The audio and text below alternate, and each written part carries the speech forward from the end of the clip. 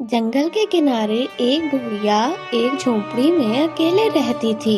वो गुसर बसर के लिए जंगल के ही फल खाती और करीबी नदी का बहता हुआ पानी पीती और इसकी मछलियाँ भी इस्तेमाल करती थी।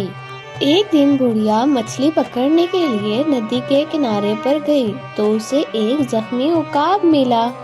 बुढ़िया मछली छोड़कर जल्दी से जख्मी उकाब को अपनी झोंपड़ी में ले आई और इसका इलाज और मरहम पट्टी लगाती रही और मरहम लगाने के बाद इसे आराम से घास पर लिटा दिया।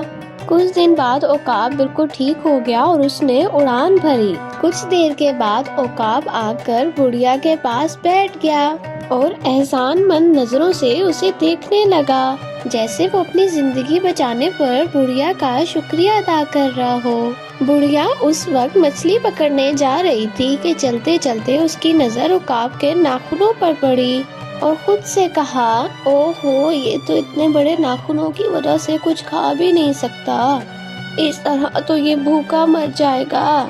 ये सोचकर बुढ़िया ने उकाब को पकड़ा और इसके नाखून पंजों समेत काट दिए और मछली पकड़ने चली गई। वापसी पर उसने उकाब को बेसुध पड़े देखा और मुस्कुराई और खुद से कहा कि सोने दो, बेचारा थका हुआ है।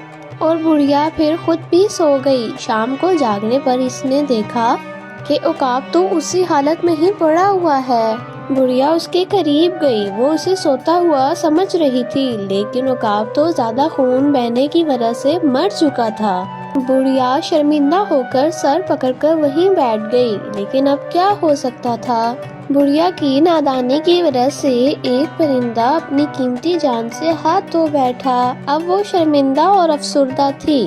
तो प्यारे बच्चों, अगर आपको हमारी ये नादान बुढ़िया की कहानी पसंद आई है तो हमारे चैनल को सब्सक्राइब कर दें, लाइक कर दें और शेयर कर दें और बेल के बटन को दबा दें ताकि हर आने वाली कहानी का नोटिफिकेशन आपको शो हो सके। शुक्रिया।